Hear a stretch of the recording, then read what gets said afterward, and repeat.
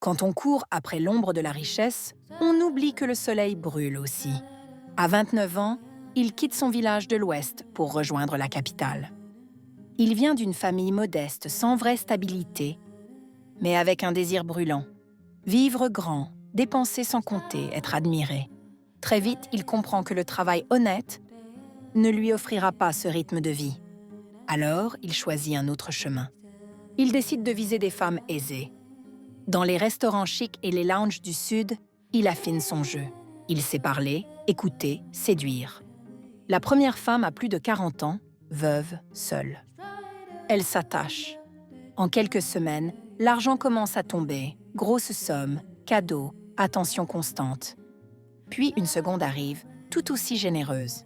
Ensuite une troisième, mariée, délaissée, qui lui assure un revenu mensuel régulier. En peu de temps, il gagne plus de 500 000 francs par mois. Il aide sa famille, s'habille en grande marque, vit seul, roule bien. Ses amis l'admirent.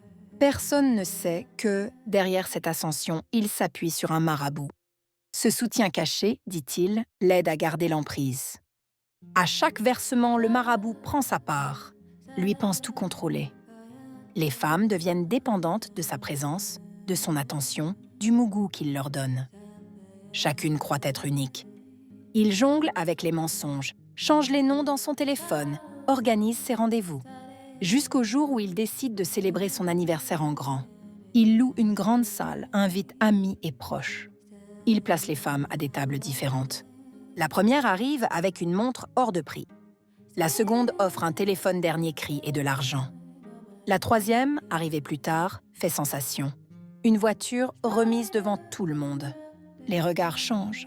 Les silences deviennent lourds. Puis l'inévitable arrive. Deux des femmes se reconnaissent. Les murmures montent. La musique s'arrête.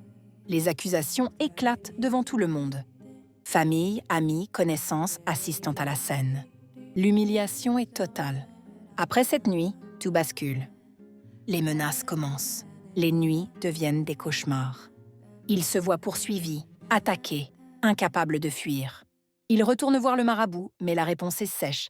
Il a franchi une limite. Il doit désormais assumer seul. Aujourd'hui, il vit dans la peur. Il avoue s'être cru plus malin que la vie. Il raconte pour avertir. Le luxe facile a toujours un prix. Et tôt ou tard, la facture arrive. Dis-moi en commentaire, jusqu'où peut mener l'avidité quand on croit pouvoir tromper le destin ?